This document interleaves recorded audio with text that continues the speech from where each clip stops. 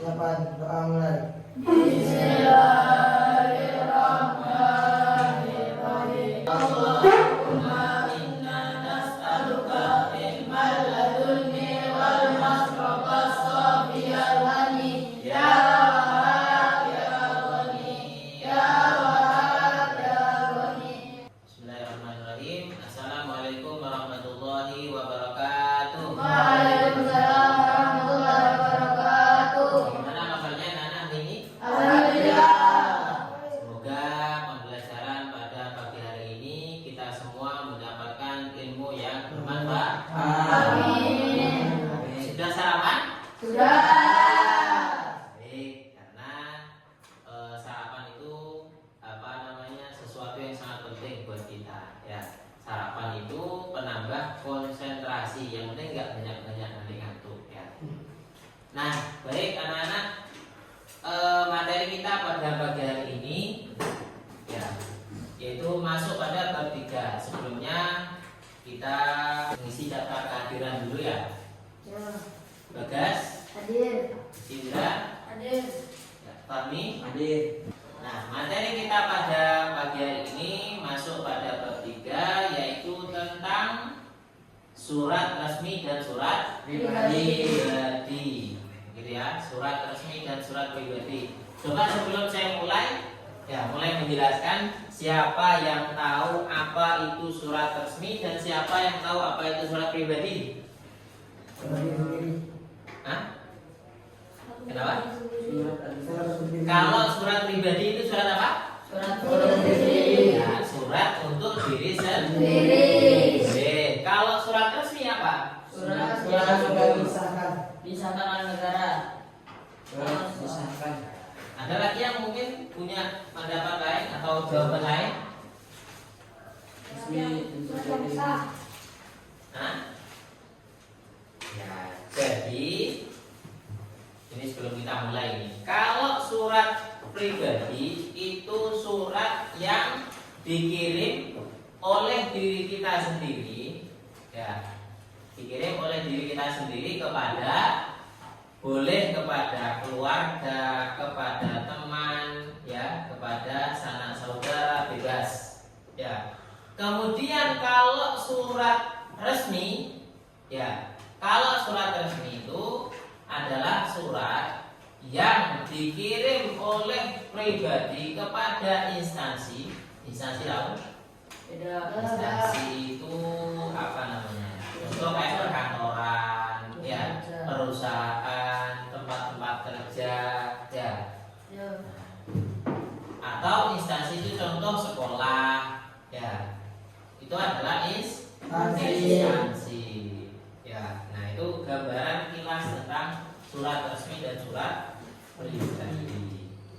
Sebentar, sebelum kita membahas apa itu resmi dan apa itu pribadi, coba siapa yang tahu surat itu apa sih?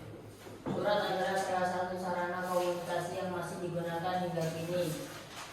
Ya, baik. Jadi surat itu adalah sarana komunikasi. Jadi kita dalam berkomunikasi itu ya kadang-kadang bisa secara langsung tatap muka, seperti saya ngomong sama Amir. Ya, Amir. Nah, jawab Amir. Ya, gitu ya. Nah, itu secara langsung atau tatap muka, bisa berdialog ya. Jadi ada yang bertanya, ada yang menjawab, bertemu secara langsung. Tetapi kalau surat itu media komunikasi. Ya, jadi penggunaannya tentunya tidak secara langsung. Ya, tidak secara langsung. Seperti contoh, kalau zaman dulu itu sebelum ada WhatsApp, sebelum ada yang lain, kita mengenal yang namanya apa? Surat. Ya, namanya surat. Meskipun WA itu surat. Sebelum ada itu semua, sebelum ada media elektronik, itu kita tahu ada apa? Koran. Yes. Sebelum koran mungkin ada namanya wesel. Ya. Wesel. Jadi suratnya itu apa namanya? Tulisannya sama pakai kertas, tetapi cara pengirimannya pakai wesel. Ya. Kemudian ada lagi teknologi mulai bertambah. Ya, tambah lagi. Ada namanya SMS apa itu? Ya. Panjangnya apa? Short Message Service. Ya. Ya. Apa itu artinya? Short itu apa? Short itu pendek. Ya. Message apa? Pesan. Ya. Jadi layanan pesan singkat. Ya, itu namanya Short Message Service. Kita kenal dengan SMS. Ya. Nah, kemudian bergulir lagi seiring dengan kemajuan zaman. Kita tahu sekarang, ya coba platform yang berfungsi sebagai pengirim pesan itu apa saja? Ada WhatsApp, bagus. Ada lagi? Instagram, Facebook. Ya. Pesan itu mulai dulu ada pesan. Ya. Twitter boleh. Ya. Nah, WhatsApp, Facebook, Instagram dan lain sebagainya itu sarana untuk mengirimkan surat pribadi apa surat resmi? Surat pribadi. Kalau surat resmi itu biasanya dikirimkan coba lewat apa kira-kira? Pos. Ya, zaman dulu pakai pos. Ya, sekarang karena mengacu pada kemajuan teknologi, HP itu di apa kira-kira? Ya, pos itu pakai juga. Nah, kira-kira apa? Ayo coba diskusi. Pakai apa kira-kira yang bisa mengirimkan untuk surat resmi yang mungkin pernah kalian tahu? Kalau pada platform digital ya atau mengikuti kemajuan zaman itu surat itu saat ini surat resmi khususnya dikirim pakai email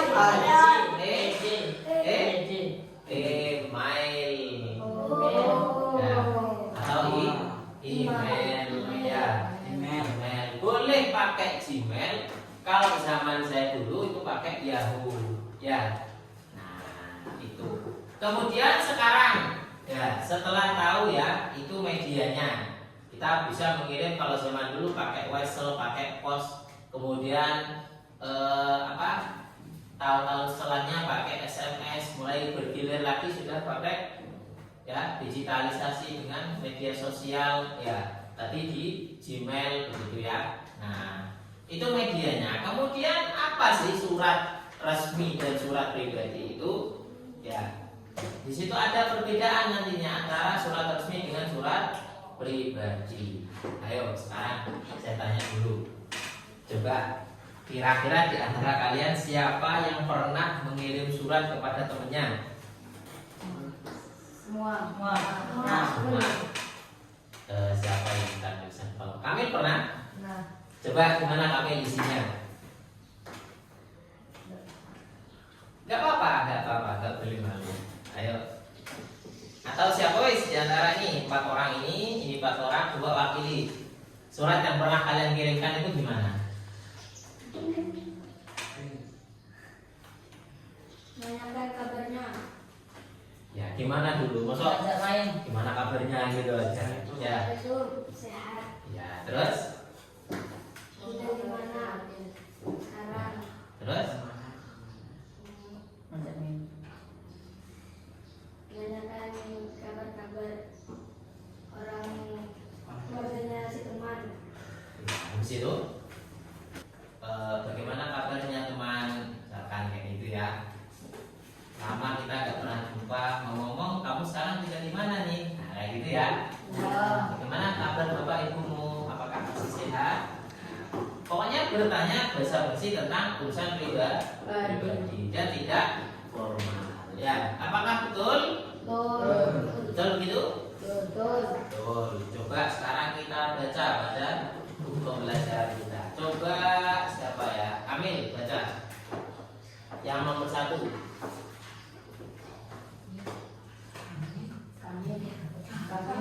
Amin.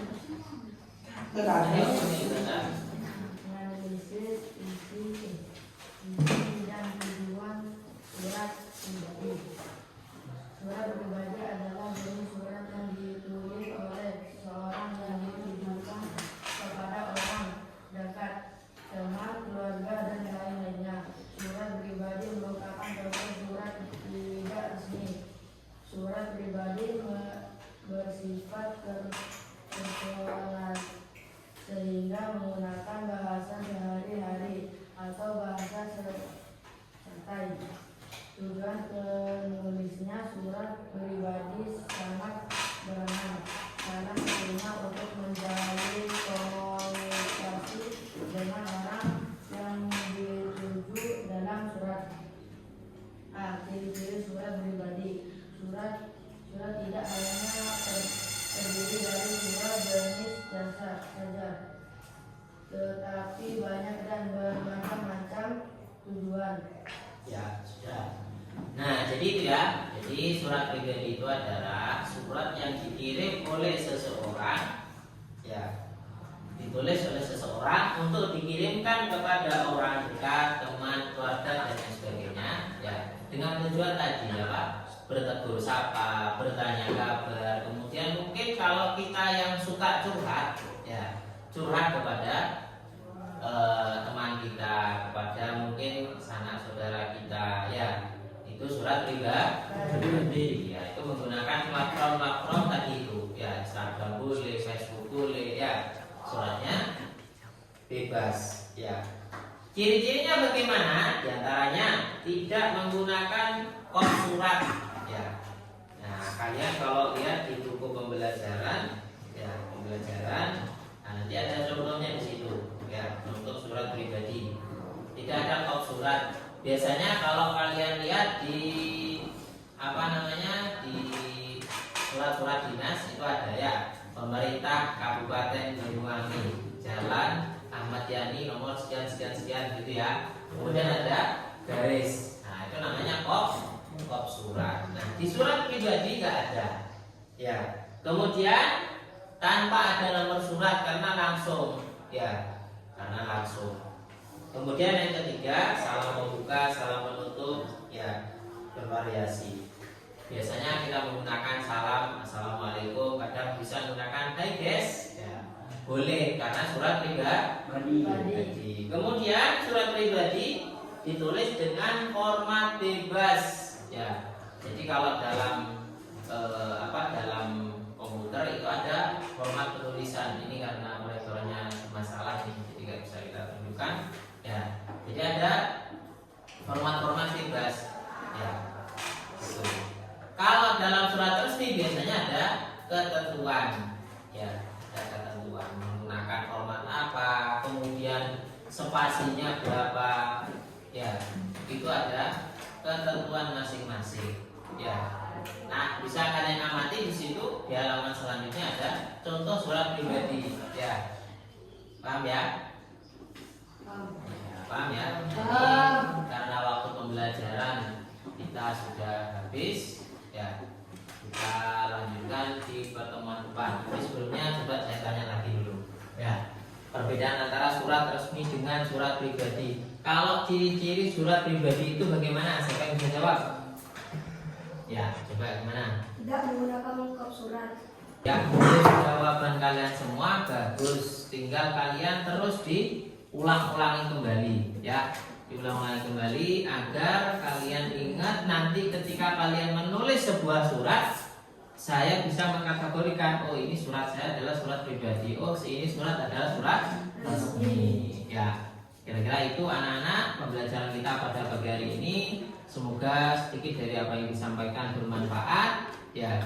Dan jangan lupa terus belajar, ya. Untuk pertemuan depan saya tanya kembali, ya, agar pembelajaran tetap, ya, ada pada ingatan kalian masing-masing, ya. Tetap semangat, selalu belajar, ya, biar menjadi manusia yang bermanfaat, ya. Cukup sekian dari saya, kurang lebihnya mohon maaf. Wassalamualaikum warahmatullahi wabarakatuh. Waalaikumsalam